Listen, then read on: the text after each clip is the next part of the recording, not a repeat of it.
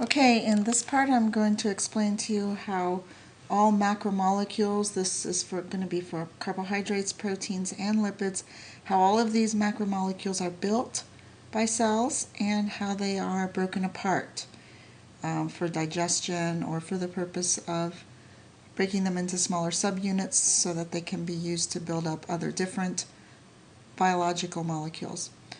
So the name for building them together is called a condensation reaction or condensation synthesis, and it also has another name, dehydration synthesis. In both cases, those words should make you think of a water molecule or water because, in fact, this is what happens. A water molecule is in effect removed from the two different subunits when we want to join them together.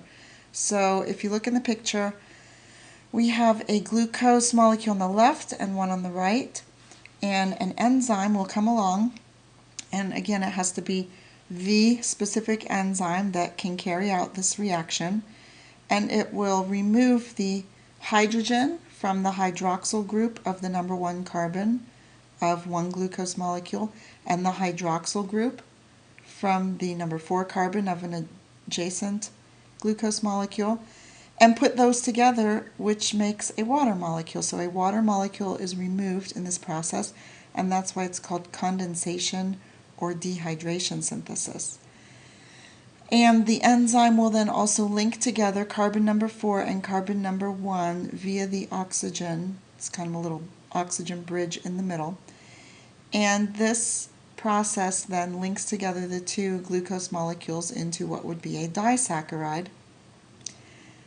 And then the enzyme can actually move along and keep doing this over and over again until it strings together many glucose units, and thus starch is formed, or glycogen, or cellulose would be a slightly different shape of a bond there, so it's not those exact same H and OHs that are removed, but there's an enzyme that polymerizes cellulose in the same way.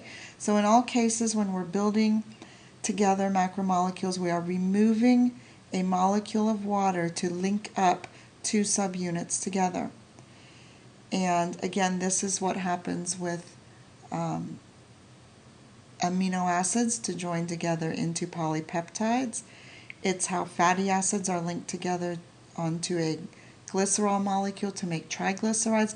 It's how nucleotides are linked together to make DNA or RNA. So this process is very important in all the building up reactions that take place in biology.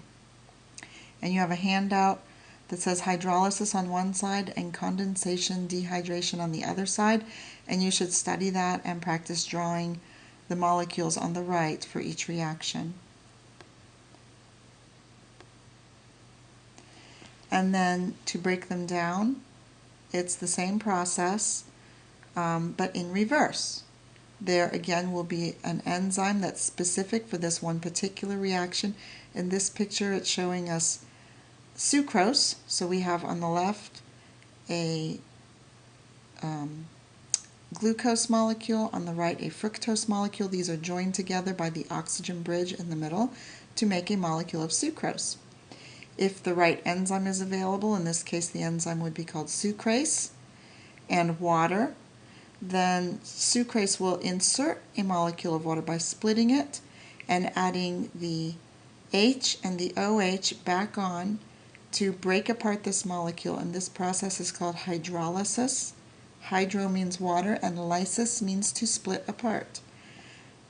So in this way all macromolecules are broken down in the process that then releases energy for the cell and breaks them apart into smaller subunits so that the energy can be used for the cell and so that the building blocks that make up these molecules can be used to build other molecules for the cell.